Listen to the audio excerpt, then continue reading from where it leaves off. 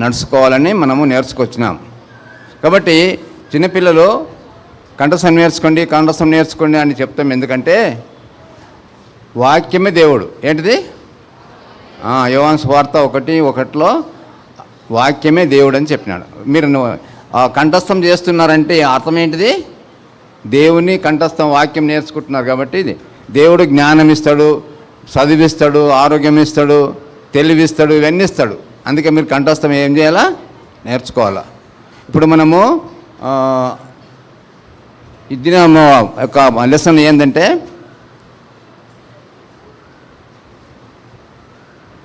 చెప్పండి, పెట్టండి. విశ్వాసముతో కూడిన క్రియలు. విశ్వాసంతో కూడిన క్రియలు. విశ్వాసంతో కూడిన క్రియలు ఎవరు చేశారంటే మనము నేర్చుకుంటాం ఈ దినము. అబ్రహాం. ఎవరు చేశారు? అబ్రామ్.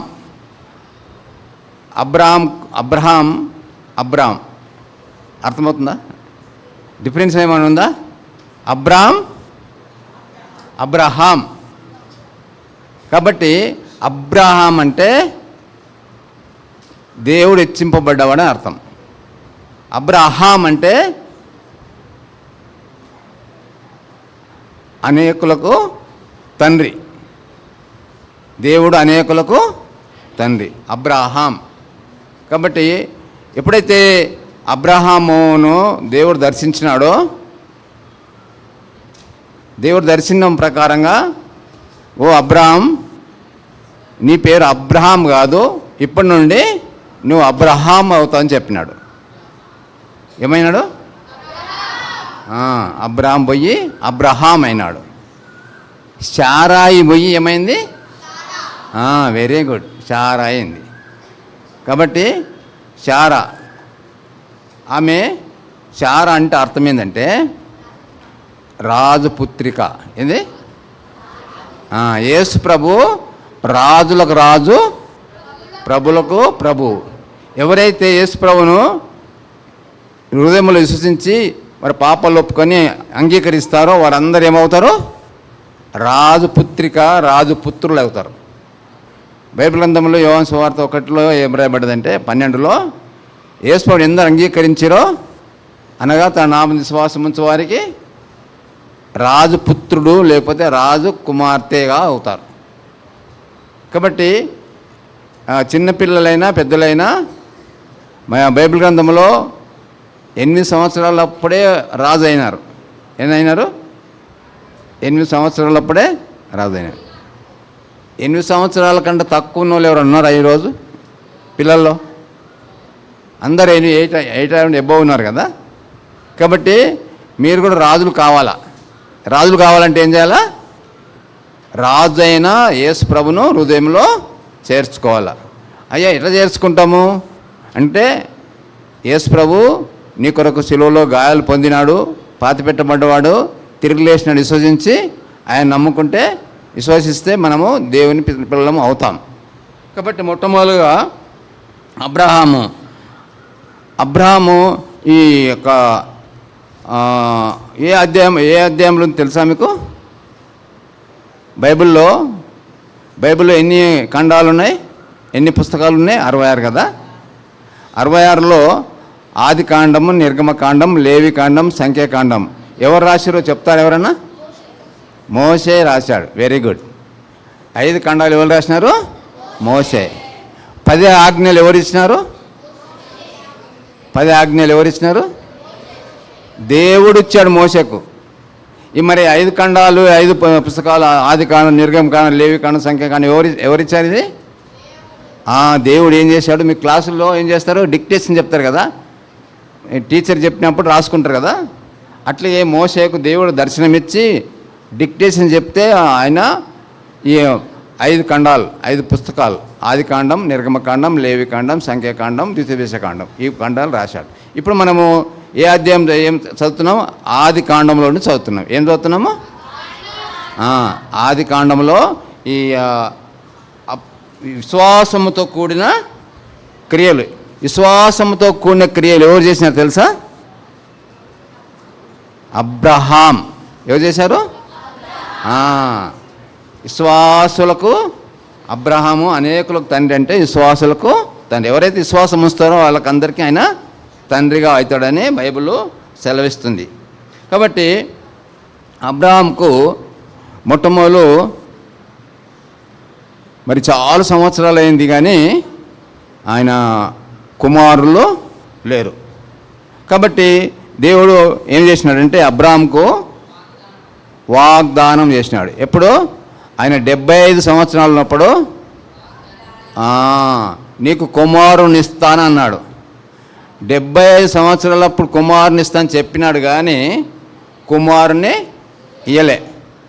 అయితే అనేక సార్లు మనకు దేవుడు వాగ్దానాలు చేస్తాడు. మనము ఫస్ట్ జనవరిలో అందరం వాగ్దానాలు తీసుకొని చూసుకుంటాం కదా, నీకు వాగ్దానం ఇచ్చింది, నీకేం వాగ్దానం వచ్చిందని. కాబట్టి దేవుడిచ్చే వాగ్దానాలన్నీ మనకు సత్యం. మనకు మన ఒక్కొక్కరి జీవితానికి ఏదో అవసరం ఉన్నదో ఆ దేవుడు ఆ వాగ్దానాలు ఇస్తాడు. కాబట్టి ఆ వాగ్దానాలు తీసుకొని బైబిల్లో పడేసి ఎక్కడో చూడడం కాదు. ఆ వాగ్దానాలు చూసుకొని రోజు ఏం చేయాలా?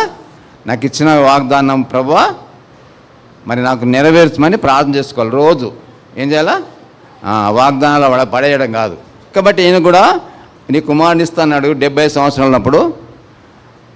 99 సంవత్సరాలు అయింది కానీ కుమారుని ఇవ్వాల. అయితే 100 years కాలే ఇంకా మళ్ళీ దర్శనం ఇచ్చినాడు. మొట్టమొదటి దర్శనం ఇచ్చినప్పుడు ఏమైనాడు? అబ్రహాం పోయి అబ్రహాంగా మార్చబడ్డాడు. అయితే మళ్ళీ రెండోసారి దర్శనం ఇచ్చినప్పుడు ఆయన ఏం చేసినాడు? అబ్రహాము శారా జనరల్గా ఎక్కడ ఉండేవాళ్ళు? వాళ్ళు గుడారాల్లో ఉండేవారు. ఎక్కడ ఉండేవారు? గుడారం అంటే ఇప్పుడు టెంట్ వేస్తారు కదా, టెంట్ వేసుకొని ఆ టెంట్ కింద అది గుడారం అంటారు. కాబట్టి ఆ దినాల్లో దేవుడు ఎట్లా చెప్తే ఇక్కడ నుంచి పొమ్మంటే మళ్ళీ గుడారం లేపుకొని ఇంకో దగ్గరికి పోతారు. ఇంకో ఆడికెళ్ళి పోమంటే ఆడికెళ్ళి ఇంకో గుడారం. అట్లా అబ్రహాము తన గుడారము వేసుకుంటూ వెళ్ళిపోయినాడు. అయితే ఒక దినం వచ్చింది, ఆయన గుడారంలో ఉన్నాడు. గుడారంలో ఉంటే అప్పుడు ఏంటంటే బాగా ఎండ. ఎప్పుడు ఎక్కువ ఎండ ఎప్పుడు ఉంటుంది? ఏప్రిల్ మేలో ఉంటుంది కదా. అప్పుడు వాళ్ళకు ఏమైందంటే అబ్రహాంకు గుడారములు చాలా వేడేస్తుంది. అయితే వేడేసినప్పుడు అక్కడ ఇంటి ముందు ఆ గుడారం ముందు చిందూర వనము ఉంది. అయితే అక్కడ చెట్టు పెద్ద చెట్టు మంచిగా ఉందన్నమాట. కొన్ని చెట్లు ఏంటంటే చాలా మంచి చల్లటితనం ఇస్తాయి. చల్లటితనం అంటే కొన్ని చెట్లు వేప చెట్టు, మామిడి చెట్టు, అన్నిటికంటే ముఖ్యంగా మర్రి చెట్టు. చూసారు ఎవరన్నా మర్రి చెట్టును? ఆ మర్రి చెట్టు కింద చాలా చల్లగా ఉంటుంది. కాబట్టి ఇప్పుడు గుడారంలో శారా ఉన్నది. గుడారం బయట ఆ యొక్క చెట్టు కింద ఏమున్నాడు? ఎవరున్నారు? అబ్రహాం కూర్చున్నాడు. అబ్రహాం కూర్చుంటే ఎండ బాగా ఎప్పుడు కొడుతుంది ఎండ? మధ్యాహ్నము బాగా వేడిగా ఉంది. ఎట్లా ఉంది? మధ్యాహ్నం పూట అందుకని మనము 10:30 కల్లా ఇంటికి వెళ్ళిపోవాలని మనం అంటాం కదా. అందుకనే 12 దాటితే బాగా వేడి చేస్తుంది కదా, ఎండ కూడా కొడుతుంది చెప్పదే అని మనము పిల్లలందరినీ ముందే తీసుకెళ్తున్నాం. అయితే అట్టి సమయంలో ఏమైందంటే అబ్రహాము ఆ యొక్క ఆ చెట్టు కింద కూర్చున్నాడు. కూర్చుంటే ఎండ బాగా కొడుతుంది. అక్కడ మళ్ళీ దేవుడు దర్శనం ఇచ్చాడు. ఏమైందో? దేవుడు దర్శనం ఇచ్చాడు. అక్కడ ఎంతమంది వచ్చారంటే 3 వచ్చినారు. ఎవరు వచ్చినారు? 3 వచ్చినారు. దేవునిలో మా బైబిల్ వాక్యం ప్రకారంగా దేవునిలో 3 ఉంటారు. చాలాసార్లు నేను చెప్పాను. దేవుడు అంటే తెలుగులో అయినా 3 అక్షరాలు ఉంటాయి కదా, ఇంగ్లీష్లో కూడా 3 అక్షరాలు ఉంటాయి. అయితే ఈ 3 అక్షరాల్లో మరి ఎవరు దేవుడు? కాబట్టి తండ్రి అయిన దేవుడు, కుమారుడు అయిన దేవుడు, పరిశుద్ధాత్మ దేవుడు ఒక్కటి, 3 కలిసి ఒకటే. కాబట్టి అక్కడ 3 అబ్రహాంకు ఏం చేసినారు? దర్శనం ఇచ్చినారు. ఏం చేసినారు? ఎండ కొడుతుంది, బాగా ఎండ కొడుతుంటే కొందరు ఏం చేస్తారు? ఎండ కొడితే రండి నీడకు రండి, ఈ చెట్టు మంచిగా నీడ ఇస్తుంది రండి అని పిలిస్తే వచ్చినారు. వాళ్ళు రాగానే వీళ్ళని గుర్తుపట్టినాడు. ఎవరు? వీళ్ళు మరి ఆర్డినరీ మనుషులు కాదు, వీళ్ళు దేవుని యొక్క దూతలే అనుకొని ఆయన గుర్తుపట్టి వాళ్ళకు సకల మర్యాదలు చేస్తాడు. కూర్చుని పెడతాడు, నీళ్ళు ఇస్తాడు, నీళ్ళు పెట్టి తర్వాత వారికి చల్లటి నీళ్ళు ఇస్తాడు, తర్వాత వాళ్ళు కాలిగినది మరి అన్నీ సకల మర్యాదలు చేస్తారు. చేసినప్పుడు మీరు కొద్దిగా కాళ్ళు కడుక్కోండి, కొద్దిగా చేత తీసుకోండి, మీరు కొద్దిగా నీడకు రండి అని వాళ్ళు మనతో మర్యాద చేస్తారు. ఎవరు వాళ్ళ ముగ్గురు ఎవరు తెలుసా? దేవదూతలు. ఎవరు వాళ్ళు? అంటే మనం ఏంటంటే మనం అనుకోవాలి ఎట్లంటే తండ్రి, కుమార, పరిశుద్ధాత్మ దేవుడు వాళ్ళు మానవాకారంలో వాళ్ళకు దర్శనమిచ్చి ఆయన అబ్రాహాము దగ్గరికి వచ్చినారు. అబ్రాహాము అట్టి సమయంలో శారా ఎక్కడ ఉంది? అక్కడ ఆమె గుడారంలో ఉంది. ఏం చేస్తుంది? గుడారంలో ఉంది. ఈ అబ్రాహాము ఏం చేసినాడు? వాళ్ళను పిలిపించి ఆ చెట్టు కింద కూర్చొని పెట్టుకొని మరి వారికి నీళ్ళు ఇచ్చి చల్లగా మజ్జిగిచ్చాడో మరి ఏమిచ్చాడో కానీ వాళ్ళని పరిమార్శించాడు, లేకపోతే వాళ్ళకు సహాయం చేశాడు, వాళ్ళకి మర్యాద చేశాడు. కాబట్టి మనం కూడా ఏం చేయాలి? మరి ఎవరన్నా మన ఇంటికి వస్తే మనం ఏం చేస్తాం? ఇంట్లో అతిథులను వస్తే వాళ్ళకి ఏం చేస్తాం? మనం కూడా రండి అని చెప్తాము. ఒకవేళ పేరెంట్స్ లేకపోతే వాళ్ళ ఇంట్లో మీరు పిల్లలుంటే వాళ్ళు కూర్చొని పెట్టి ఒక గ్లాసు నీళ్ళు ఇచ్చి తాగబెట్టి తర్వాత ఎక్కడి నుంచి వచ్చిన అంకులు లేకపోతే ఆంటీ అని చెప్పి వాళ్ళకి మర్యాద చేయాలి. అంటే మనము ఒకరినొకరు గౌరవించాలి. అంటే అట్లే కానీ ఇంట్లో కూడా మరి మనం కూడా అట్లా ప్రవర్తించాలి. అబ్రాహాం ఏం చేసినాడు? ఆ దూతలు రాగానే వాళ్ళకు సాష్టాంగ నమస్కారం చేశాడు. అంటే ఆయన గుర్తుపట్టినాడు వీళ్ళు దేవుని యొక్క అతిథులు, దూతలు అని గుర్తుపట్టినాడు. కాబట్టి మనకు ఇంటికి ఎవరైనా వచ్చినా మనం ఏం చేయాలా? వాళ్ళకు చక్కల మర్యాద ఇష్టం వచ్చినట్లు లేకపోతే రఫ్గా మాట్లాడొద్దు, మంచిగా సాత్వికంగా మాట్లాడాలా, తర్వాత వాళ్ళకు నీళ్ళు ఇవ్వాలా, తర్వాత కూర్చోమని చెప్పాలా. కాబట్టి ఇంకా మరి ఒకవేళ అవసరమైతే కూలింగ్ కానీ కూల్ డ్రింక్స్ కానీ ఏదో మనకు తోచింది మనము మర్యాదగా చేయాలా. అంటే అబ్రహాం ఏం చేసినాడు? ఆ విధంగా వారికి మర్యాద చేసినాడు. ఇంకా మరి వాళ్ళకు మీరు వట్టి నీళ్ళు కాదు, మీరు భోజనం చేసిపోవాలా అని మరి బలవంతం చేస్తాడు. ఏం చేస్తాడు? బలవంతము చేస్తాడు. బలవంతం చేస్తే వాళ్ళు ఉండిపోతారు. అక్కడ ఉండిపోతే ఇక అబ్రాహాం ఏం చేస్తున్నాడు? చారా గుడారంలో ఉంది కదా, ఆ గుడారంలో ఉంటే అబ్రాహాము వెళ్ళి ఇట్లా మనకు అతిథులు వచ్చినారు, వాళ్ళు ఎవరు కాదు దూతలే, కానీ మనం వాళ్ళకు చేయవలసింది మర్యాద చేయాలా.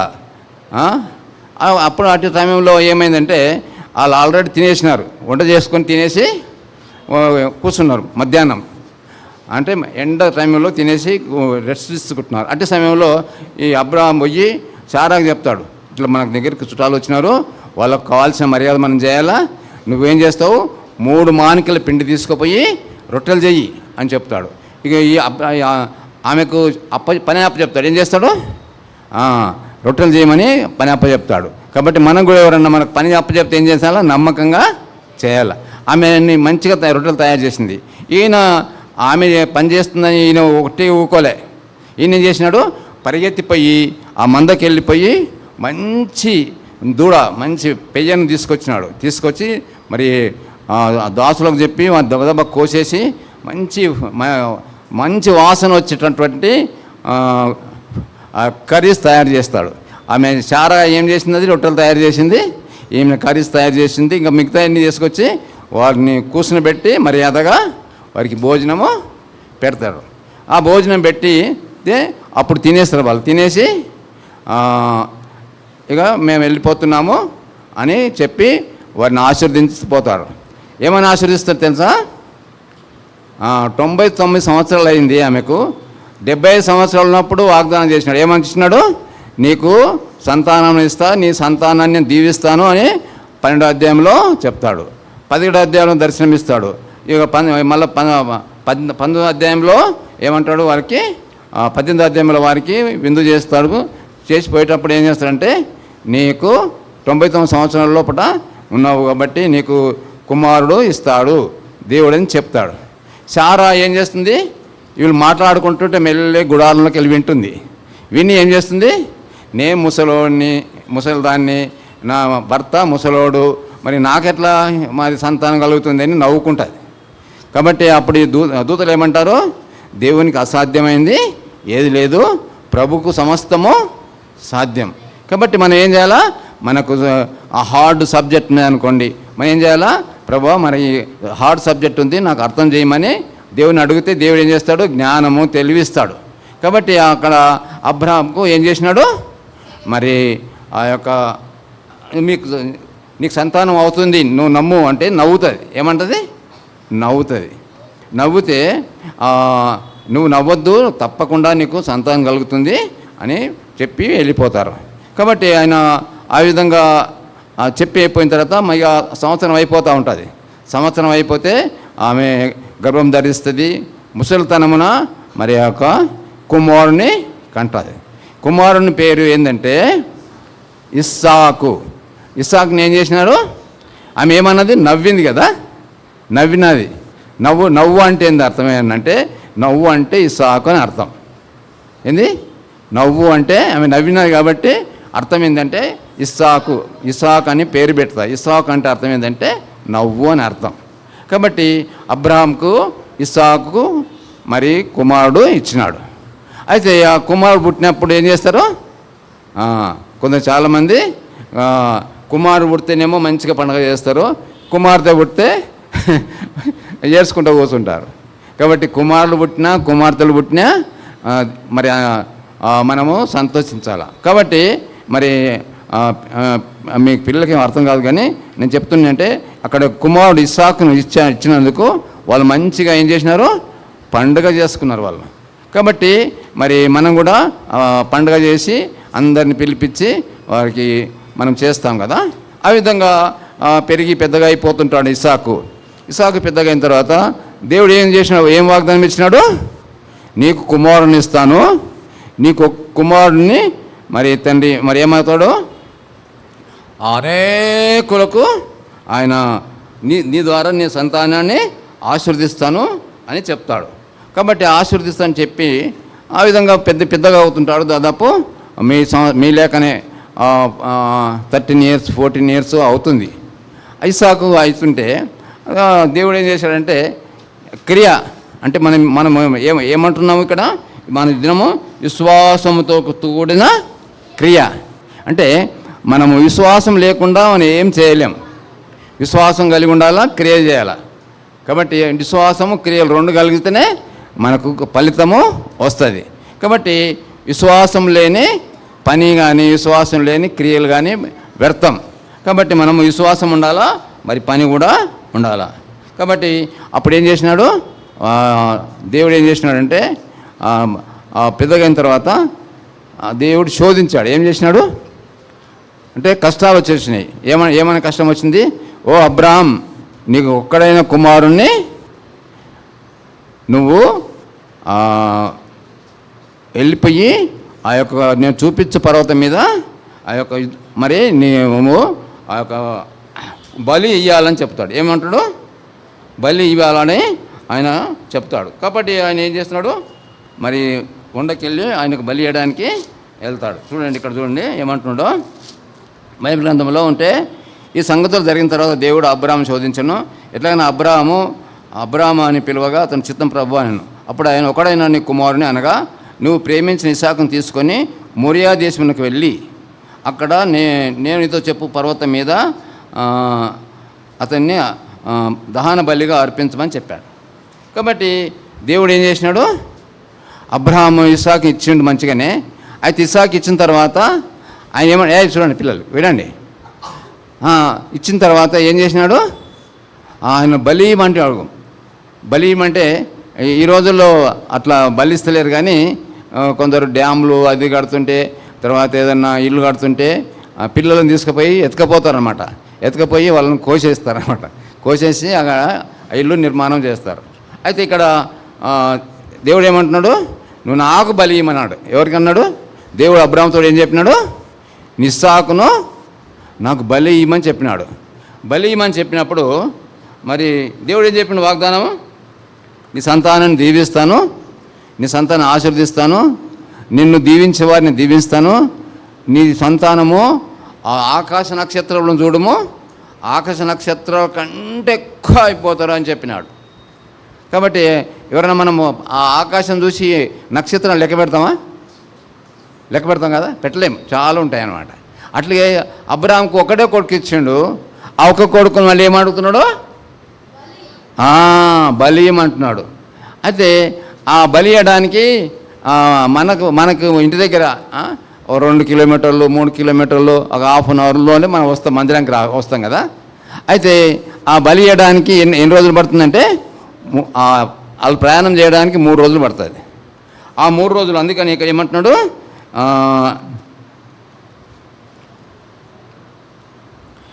ఎక్కడికి వెళ్ళాలంట?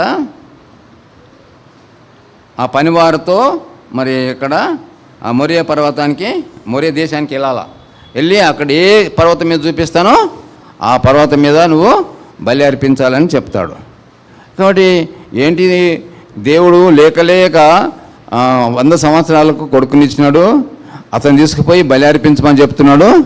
ఇది ఎట్లా దేవునికి ఏమన్నా మెంటల్ గిట్ ఇచ్చిందా అని అనుకోలేదు. కాబట్టి దేవుడు ఏది చెప్తే అది అబ్రాహాము విన్నాడు. విని ఏం చేసినాడు, గాడిద గంత కట్టి ఆ గాడిద మీద కర్రలు పెట్టుకొని తర్వాత దాసులను తీసుకొని 3 రోజులు ప్రయాణము చేస్తాడు.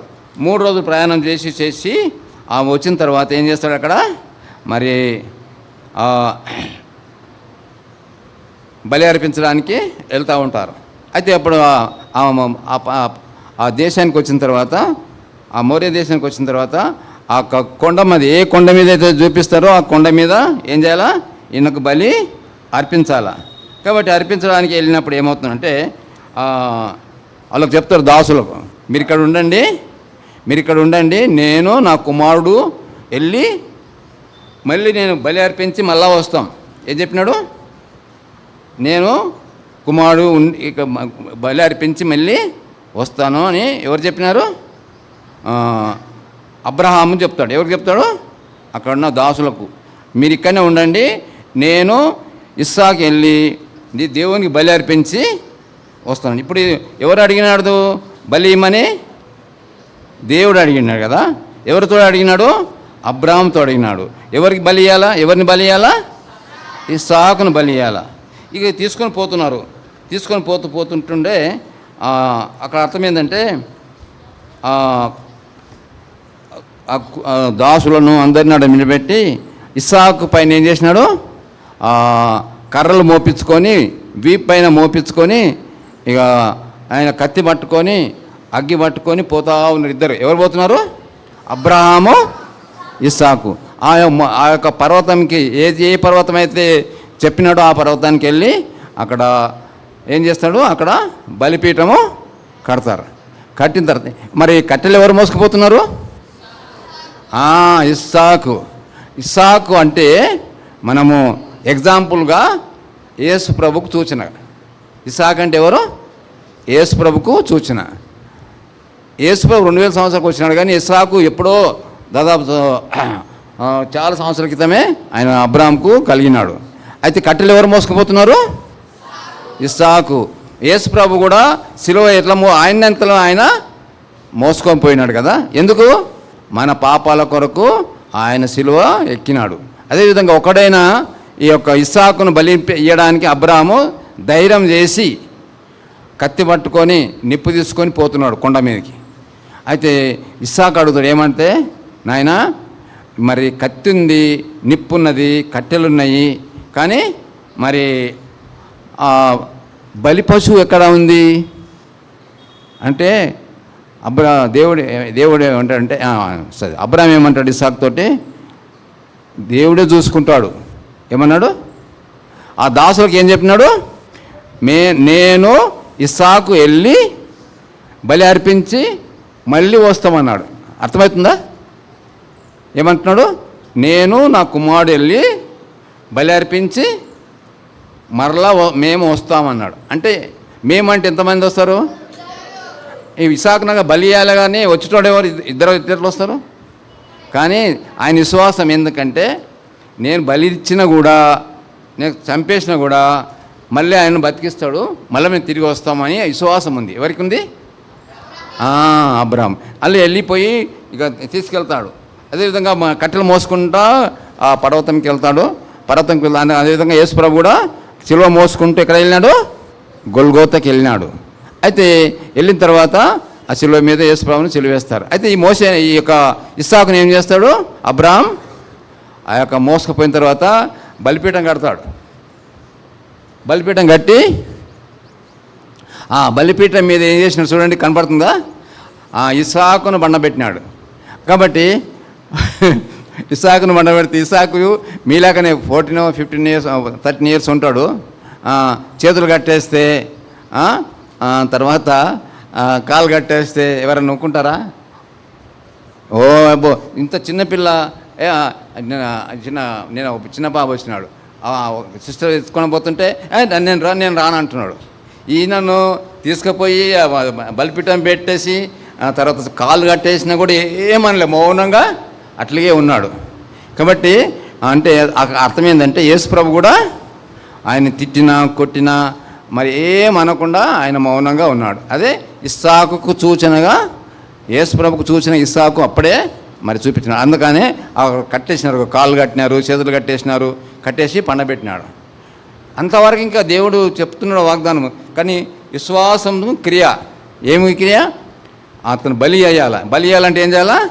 కత్తి లేపినాడు. ఏం చేసినాడు? కత్తి లేపినాడు. కత్తి లేపంగానే ఏమైపోయింది? అప్పుడు అబ్రామా అని పిలిచినాడు. ఎవరు పిలిచినాడు? దేవుడు పిలిచిండు. పిలవంగానే నువ్వు నీ యొక్క భక్తిని మెచ్చినా, నీ విశ్వాసం నేను చూసినా, నువ్వు నమ్మకమైన వాడవు, కాబట్టి నువ్వు ఆ ఇస్సాకును మా మీద కత్తి వేయకు అని ఆజ్ఞాపించాడు. మరి ఏం చేయమంటావు? అక్కడ గొర్రె పొట్టేలు ఆ పొదలో ఉంది.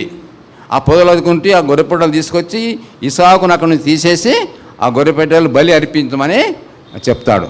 కాబట్టి ఆ గొర్రె పొట్టలు తీసుకొచ్చి ఆ ఇస్సాకు బదులు అక్కడ బలి అర్పించి ఆయన చెప్పినట్లు ఏం చేస్తాడు? మళ్ళీ ఆ యొక్క కొండ నుండి మరి ఇస్సాకు అక్కడ బలి అర్పించి వస్తాడు. ఎవరు బలి అర్పించినాడు? బలి అర్పించడానికి ఎవరిని తీసుకెళ్ళినాడు? ఇస్సాకును మరి బలి అర్పించండా? కానీ అబ్రాము నమ్మకంగా ఈ ఒక్క కొడుకును కూడా బలిస్తే దేవుడు తప్పకుండా మళ్ళీ బతికిస్తాడు అని విశ్వాసంతో క్రియ చేశాడు. ఏం చేసినాడు?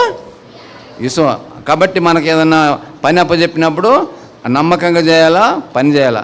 అంటే మీకు ముఖ్యమైనదా? మీకేం పని ఉంది? మీకేం పని? పిల్లలకి మీకేం పని? అసలు మీ పని ఏంటి? ఏం చేయాలా? చదువుకోవడం. కాబట్టి తల్లిదండ్రులు, టీచర్స్ చెప్తే ఏం చేయాలా? నమ్మకంగా చదువుకోవాలా, ఎదురు తిరగొద్దు, అట్లనా ఇట్లా అనొద్దు. కాబట్టి మీ పని అప్పచెప్పింది ఏంది? నమ్మకంగా చేయాలా. కాబట్టి ఇస్సాకు తండ్రి చెప్పిన మాటకు విన్నాడు, మౌనంగా ఆ పండుకోమంటే పండుకున్నాడు, కట్టేస్తే కట్టబడ్డాడు. అదేవిధంగా మనకు టీచర్స్, తల్లిదండ్రులు మనకి ఏం చెప్తే ఏం చేయాలా? అట్లా లోబడితే ఏం చేస్తున్నాడు? దేవుడు ఆశీర్వదిస్తాడు, దేవుడు దీవిస్తాడు.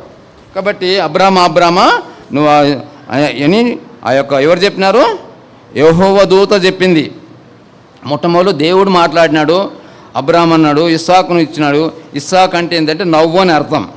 కాబట్టి ఆయన దేవుడు నిశ్చయంగా నేను నీకు ఆశీర్వదిస్తాను వాగ్దానము నెరవేర్చినాడు. అంటే ఎందుకు ఇట్లా చేసినప్పుడు దేవుడు ఎందుకు అట్లా చేశాడు? కొడుకుని ఇచ్చినాడు, మళ్ళీ బలి అర్పించమంటున్నాడు. ఎందుకు చేశాడు అట్లా? ఎందుకు చేశాడంటే మనము టీవీ కంటే, సినిమా కంటే, సెల్ కంటే, మరి ఇక ఆటల కంటే ఎక్కువ ఏదాన్ని ప్రేమిస్తామో చూస్తుంటాడు దేవుడు. చిన్నపిల్లలు చూడండి, అది సెల్ ముందు పెట్టుకుంటే అన్నం తింటున్నారు. కాబట్టి సెల్ లేకపోతే తిన్నారు.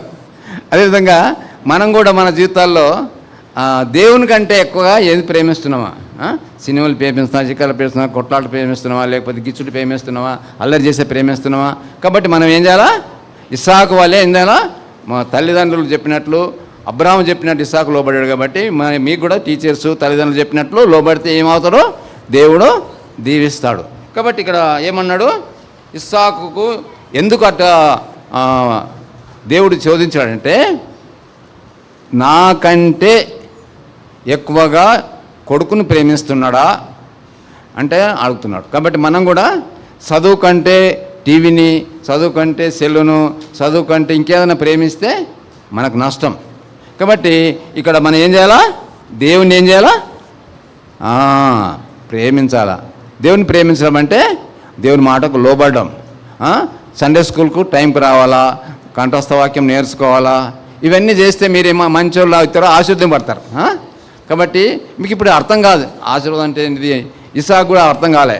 కాబట్టి అబ్రాహాం చేసినాడు, నువ్వు ఇస్సాకు కంటే నన్ను ఎక్కువ ప్రేమిస్తున్నావా లేదా అని తెలుసుకోవడానికి బలి అర్పించమని కోరినాడు.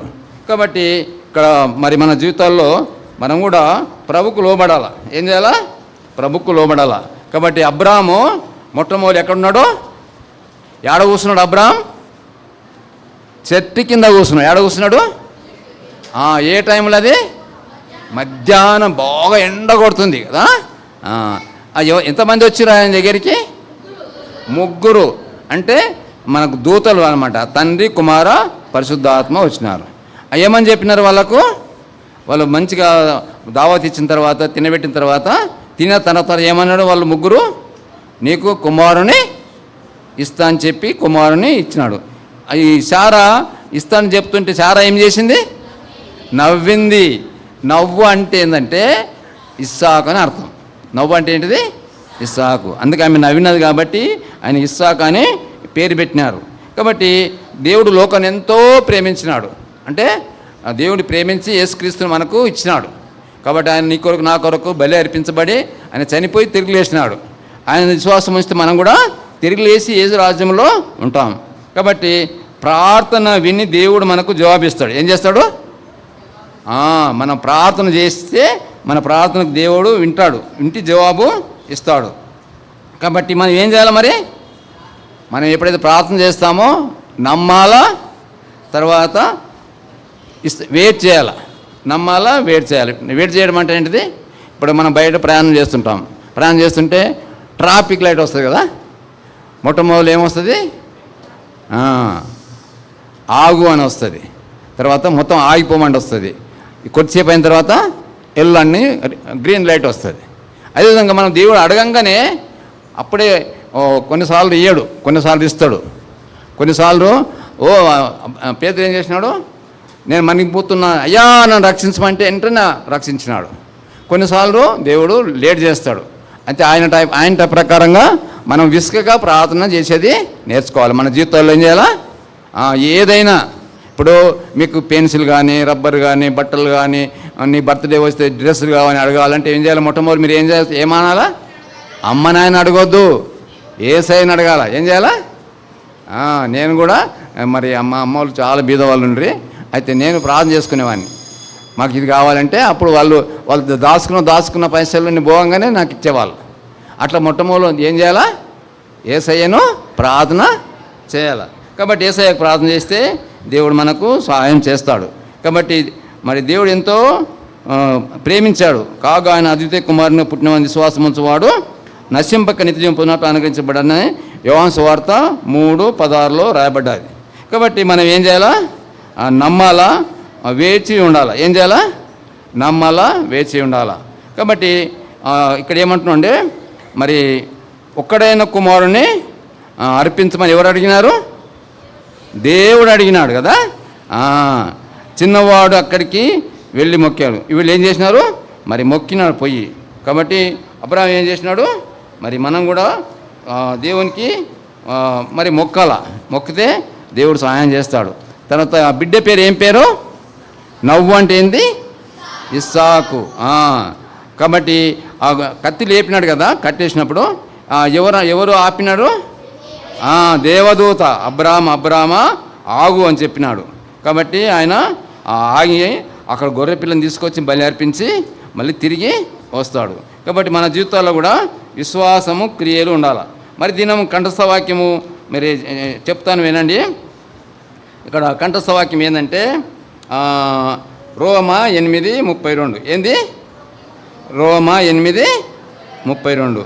కాబట్టి మనం ఇంతకుముందు చదివాం కదా, దేవుడు లోకాన్ని ఎంతో ప్రేమించను, కాగా ఆయన అద్వితీయ కుమారునిగా పుట్టినవాని విశ్వాసముంచు ప్రతివాడు నశింపక నిత్యజీవం అట్లా అనుగ్రహించిన రాయబడ్డది కదా.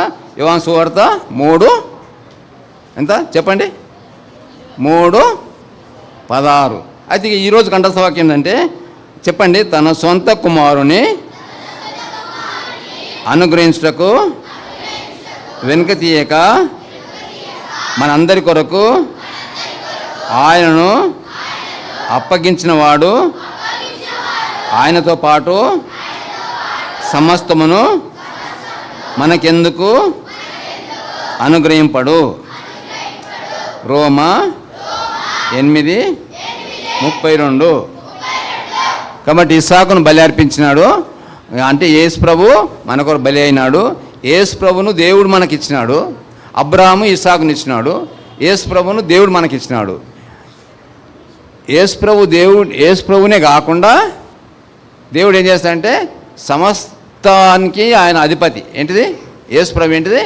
నీకు చదువు కావాలన్నా, జ్ఞానం కావాలన్నా, తెలివి కావాలన్నా, ఏది కావాలంటే అది ఎవరు అడగాల? పిల్లలు ఎవరిని అడగాల? యేసయ్యని అడగాల. ఏం చేయాలా? ఏదైనా దేవుని అడగాల. నీకు జ్ఞానం కావాలా, చదువు రావాలన్నా, జాబ్ రావాలన్నా, మంచిగా ఉండాలన్నా, ఆరోగ్యం కావాలన్నా, ఏదైనా ఏం చేయమంటే సమస్తమును దేవుడు ఇస్తాడంట. ఏం చేస్తుంటే సమస్తమును ఏది కావాలంటే దేవుడు ఎవరు? యేసు. ఎట్లా అడగాలి మరి? నీకు ఏం అక్కరుందో నీకు తెలుసు కదా. నీకు పెన్సిల్ కావాలా, రబ్బర్ కావాలా, డ్రాయింగ్ పేపర్ కావాలా, ఏదన్నా కావాలంటే నాకు ఇది కావాలా ప్రభా యేసు నామమున అడుగుచుంటున్నాను తండ్రి అని ప్రార్థన చేసుకోవాలి. కాబట్టి మనము ఇక్కడ మరి అబ్రాహాం దగ్గరికి ఎట్టి టైంలో వచ్చినాడు దేవుడు? ఎంత ఎండ ఉంది? మధ్యాహ్న కాలం కదా. అబ్రాహాము ఎక్కడున్నాడు? చెట్టు కింద సేద తీసుకుంటున్నాడు.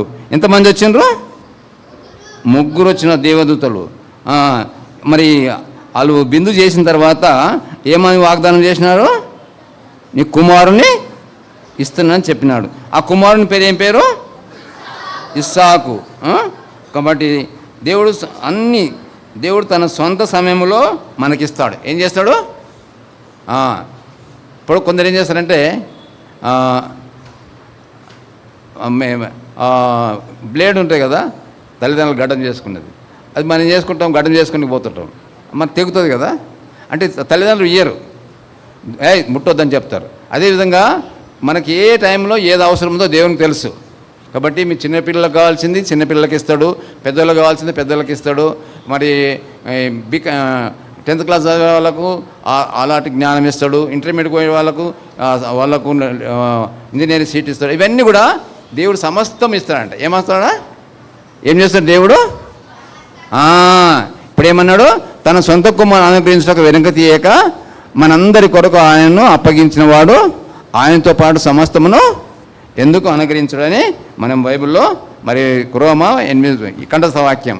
ఈ కంఠస్థ వాక్యము మీరందరూ నేర్చుకోండి. 6 రేపు వచ్చి 6 చెప్పాలా? ఎవరు చెప్పాలా? 6 చెప్తే మళ్ళీ మీకు గిఫ్ట్ ఇస్తారు. తర్వాత లాస్ట్ రోజున ఎగ్జామ్స్ ఉంటాయి. ఏం చేయాలా? మీరు నేర్చుకుంటే ఈ వాక్యం ఎట్లాంటిదంటే వాక్యము శక్తి కలది, వాక్యం ప్రభావం కలది. ఈ వాక్యమే మిమ్మల్ని బాగా చేస్తుంది. నీకు ఆరోగ్యం ఇస్తుంది, రక్షణ ఇస్తుంది, కాపాడుతుంది. వాక్యం అంటే ఏంటిది? వాక్యం అంటే ఏంటిది? దేవుడు. యోహాను సువార్త 1:1 ఏముంది? ఆదియందు వాక్యం ఉండని, వాక్యం దేవుని ఎదురు, వాక్యమే. కాబట్టి వాక్యం ఏం చేయాలి మీరు? నేర్చుకోవాలా. ఇక్కడ నేర్చుకుంటామంటని అందరూ అంటారు కానీ నేర్చుకోరు. ఇంటికి పోగానే ఏం చేస్తారు? టీవీ చూసుకుంటారు, లేకపోతే సెల్ చూసుకుంటూ కూర్చుంటారు. ఆ టైం అంతా వేస్ట్ చేయకుండా నేర్చుకోండి. మీకు దేవుడు జ్ఞానం ఇస్తాడు, మంచిగా మరి క్లాసులో మంచి మార్కులు ఇస్తాడు. నువ్వు చదవకుండా ఏం చేయకుండా నాకు మంచి మార్కులు రావు. కాబట్టి కష్టపడాలా, కాబట్టి దేవుడిని అడగాల. కాబట్టి ఏం చేయాలా? మనం దేవుణ్ణి అట్లా అడిగి పొందాలా. మొట్టమొదటి ఎవరు దేవుడు దర్శనమిచ్చినాడు? అబ్రాహాముకు దేవుడు ఇచ్చినాడు. మొట్టమొదటి అబ్రాహాం పేరు ఏమిటి? అబ్రాహాం పేరు మొట్టమొదటి అబ్రాహాం. రెండవ పేరు ఏంటిది? అబ్రాహాం అంటే అనేకులకు తండ్రి. ఇస్సాక్ అంటే ఏంటిది? నవ్వు. దూత ఏమన్నది? అబ్రామా నువ్వు ఒక్కడైన కుమారుని చిలువ వేయకు, అక్కడ గొర్రెపిల్ల ఉందని చెప్తాడు. కాబట్టి ఆ విధంగా దేవుడు మనకు ఇక్కడ అబ్రహాముకు సహాయం చేసినాడు. క్రియ ఏం క్రియ? దేవుడు ఇచ్చినాడు కుమారుణ్ణి, మళ్ళీ నాకు బలి అర్పించమంటే ఆయన వెనక చేయకుండా బలి అర్పించినాడు. కాబట్టి దేవుడు మనకి ఎలాంటి పని చెప్పినా కూడా మనం దేవుడు చెప్పిన మాటకు లోపడాలి. ఏం చేయాలా? దేవుడు చెప్పిన మాటకు ఏం చేయాలా? విశ్వాసం ఉండాలా, మనకు క్రియగా ఉండాలి. ఏం చేయాలా? అర్థమవుతుందా పిల్లలు? విశ్వాసం ఉండాలా, క్రియ కూడా ఉండాలా. కాబట్టి విశ్వాసం ఉందని ఇంటికాడ కూర్చుంటే కాదు, మందిరం రావాలా, కంఠస్థం నేర్చుకోవాలా. ఆ విధంగా మీరు ఉండాలని దేవుడు ఆశిస్తున్నాడు. అందుకనే ఈ దినం ఏంటంటే విశ్వాసంతో కూడిన క్రియలు, విశ్వాసంతో కూడిన క్రియలు మనం చేయాలి. ఆ విధంగా దేవుడు సహాయం చేయను కాక ప్రార్థన చేసుకుంటాం. మోకరించండి.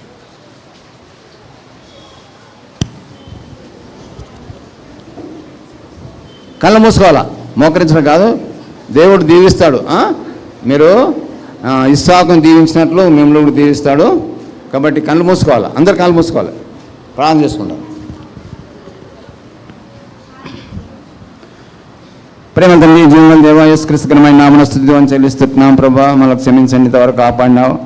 అది మనుషుల అందుబాటులో మరి చెప్పబడ్డ వాక్యాన్ని నేను కథలు నేర్చుకొని వారి హృదయాల్లో విశ్వాసము క్రియలు చేయటకు సహాయం చేయండి. పిల్లలు జ్ఞాపకం చేసుకోండి, వారి కంఠస్థం నేర్చుకుంటకు సహాయం చేయండి. వారితో ఏం మాట్లాడినారో మాకేం తెలియదు. వారి హృదయాలు, చిన్న పిల్లల హృదయాన్ని తండ్రి, ఇలాంటి వారిని నా దగ్గర రానియండి. ఇలాంటి వారి దేవుని రాజ్యం చెప్పినావు ప్రభా. ఈ పిల్లల్ని అప్పగించుకుంటున్నాం. మరి మార్కు 10:16లో తండ్రి మీరు సెలవిచ్చినారు.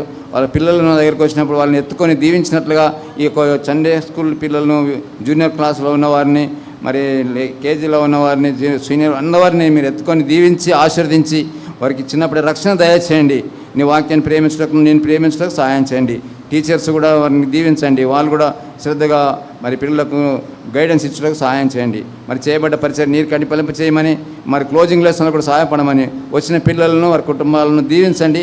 వారు రక్షణ పొంది వారి కుటుంబం అందరూ కూడా రక్షణ పొందినట్లు సహాయం చేయమని, దీవించమని స్తుతిస్తూ యేసు నామమున వేడుకుంటున్నాం తండ్రి. ఆమేన్.